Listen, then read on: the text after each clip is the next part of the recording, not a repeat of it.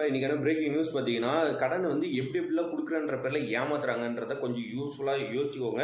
அது தவிர்த்து உங்களோட கமெண்ட்ஸையும் சொல்லுங்க. எங்க நடந்திருக்கு அப்படி பார்த்தீங்கன்னா, ஒசூர்ல பார்த்தீங்கன்னா, ஒரு 10 கோடி ரூபா கடன் வந்து நான் கிட்டத்தட்ட எல்லாத்துக்கும் ஸ்ப்ளிட் பண்ணி குடுக்குறேன். வட்டி இல்லாத கடனா குடுக்குறேன் அப்படின்னு சொல்லிட்டு ஒரு இண்டஸ்ட்ரியல பிடிக்கிறாங்க. ஒசூர்ல பவித்ரான்ற ஒரு லேடி வந்து இந்த ஒரு இண்டஸ்ட்ரியல பிடிக்கிறாங்க. அவங்க கிட்ட போய் ஒரு 30 பேரை எனக்கு ஜாயின் பண்ணி விடுங்க. நான் அதில் தொடர்ந்து அந்த 30 பேர்கிட்ட வந்து வட்டி இல்லாத கடன் கொடுக்கலாம் அப்படின்னு சொல்லிட்டு ஒவ்வொருத்தருக்கிட்டையும் 25,000 வந்து வாங்கணும்னு சொல்லிட்டு அந்த 25,000 வாங்கி கொடுத்துறாரு அவரும். அந்த 25,000 வாங்கி கொடுத்தும் பணம் வரல அப்படின்ற ஒரு நேரத்தில் வந்து இவங்க இன்னும் அமௌண்ட் கேட்குறாங்க அப்படின்னு சொல்லிட்டு அவங்க வீடியோலாம் காட்டினோடனே ஸோ அந்த வீடியோவையும் நம்பி இவர் வந்து ஒவ்வொருத்தருக்கிட்டே பணத்தை தட்டி அந்த பணத்தை வாங்கி ஆகணும் அப்படின்னு சொல்லிட்டு ஒரு 99 லட்ச ரூபா ரெடி பண்ணி கொடுக்குறாரு.